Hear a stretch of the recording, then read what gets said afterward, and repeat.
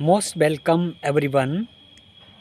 आपकी सेवा में हाजिर हैं। आज हम एक ऐसा टॉपिक लेकर जिसमें ये क्लियर किया जाएगा कि जितने भी ग्रंथ और शास्त्र आप लोग पढ़ते हैं या रखे हैं, धरती पर जितने भी ग्रंथ हैं, आध्यात्मिक लिटरेचर है, गीता, कुरान, बाइबल, चार चार वेद, 18 पुराण ग्रंथ जितने भी हैं, उनमें अगर कोई ऐसी चीज़ बताई है कि जैसे हमें अभी पहले ये पता चला कि डॉक्टर जाकिर हुसैन जी अभी अभी अपनी भाषण में ये कह रहे थे कि हिंदुओं के भी बहुत सारे ग्रंथों में जानवर को काटना, बलि देना और मीट खाना अलो किया गया है, और उनकी कुरान में तो ये लिखा ही होगा, इसलिए वो हर अपने त्यौहार पर कुर्बानी देते हैं। अगर उनको कहीं किताबों को पढ़कर ये सिद्ध करना है कि जानवर को काटना, खाना ये उचित है, तो अभी वो इंसान ही नहीं है। खुद वो इंसान का मतलब इंसानियत है, और जिनको ये पता नहीं कि ये ग्रंथ, किताबें, पोथियाँ लिखी किसने हैं, ईश्वर का बहाना लगाकर अगर किसी ने लिखी हैं, तो क्या हमें वो सब मान लेना चाहिए जिनमें किसी जीव की हत्या करना, किसी जीव को मारना, दुख देना बताया गया है? अरे मूर्खों, अगर तुमने ग्रंथों में ही सब कुछ पढ़कर चलना है तो तुम अभी समझे ही कुछ नहीं। कोई भी लिटरेचर भगवान ने नहीं लिखा है, परमात्मा कभी कोई भी ग्रंथ नहीं लिखते हैं अपने हाथ से।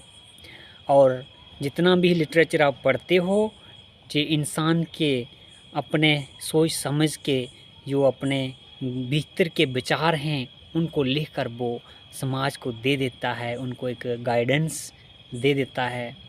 और अगर आप लोगों ने इतना भी नहीं समझा कि जब आपको खुद को थोड़ा सा बुखार होता है, दुख होता है, या कहीं चलते चलते कोई कांटा चुभ जाता है तो कितनी दर्द होती है, डॉक्टर सिर्फ थोड़ी सी सुई ही चुभाता है तो तुम्हारे होश उड़ जाते हैं।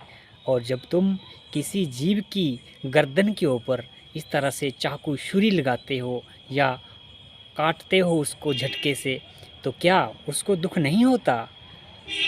जितनी भी तुम ग्रंथें, पोथियाँ पढ़कर जो सिद्ध कर रहे हो कि बहुत सारी किताबों में लिखा है जानवर काटना चाहिए, खाना चाहिए, तो तुम उन सब ग्रंथों को, पोथियों को, अपने उन सब को इकट्ठा करके उसको मिट्टी का तेल डालकर जला डालो। क्यों? क्योंकि उनमें तुम्हें उल्टा रास्ता दिखाया है। तुम खुद को देखो, जब तुम्हें थोड़ी सी भी दर्द होती है तो कितना आपको महसूस होता है। इसी तरह से दूसरे जीव को भी दुख होता है। जो पेड़ पर फल पकता है उसको पक कर गिरना ही होता है, वो तो खाने के लिए है ही। अगर किसी को लगता कि मीट खाने से बहुत शक्तिशाली होते हैं, तो आप मुझे देख रहे हो, मैंने तो बचपन से प्याज लहसुन भी नहीं खाया है, और मेरे सामने मेरे बराबर का कोई भी आ जाए, मेरे से ज़्यादा भी बड़ा आ जाए, तो कहीं मैं किसी से कम नहीं हूँ क्या?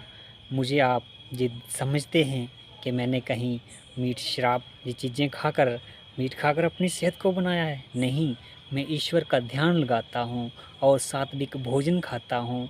बड़े बड़े पहलवानों को भी मैं गिराता हूँ, इसलिए नहीं कि मैं जानवरों को खाता हूँ, क्योंकि मेरे अंदर परमात्मा की शक्ति है, और सात्विक भोजन की जो एनर्जी है वो मुझे सारी ताकत देता है। इसलिए कि किसी ने अगर सिद्ध किया है कि जानवर हमको खाना चाहिए, उनसे हमारा जो शरीर है वो शक्तिशाली बनता है, तो वो सब जानवर हैं खुद भी ही, जिन्होंने जानवरों को ही खाना चाहा है। इसलिए कि आप इन ग्रंथों, पोथियों पर विश्वास ना करो, खुद को देखो, खुद को समझो, खुद से अंदर से इंट्यूशन जो मिलती है उसके आधार पर चलकर देखो। कभी भी तुम्हें अंतर आत्मा गलत गाइड नहीं करेगी। किसी की लिखी हुई किताबें अपने ढंग से हो सकती हैं, परंतु जो तुम्हारा अनुभव है, जो सत्यता है, उसको जान लो, तो कभी धोखा नहीं लगेगा और ना ही तुम पाप करोगे। इसलिए कि वेदांता का लास्ट का जो निचोड़ है उसमें भी क्या बताया है कि ये लिटरेचर, सारी ग्रंथ पोथियाँ किसने लिखी हैं? उसमें लिखा है कि God himself never comes to write any spiritual literatures, but he himself intuit a pure soul to liberate a lot of creatures.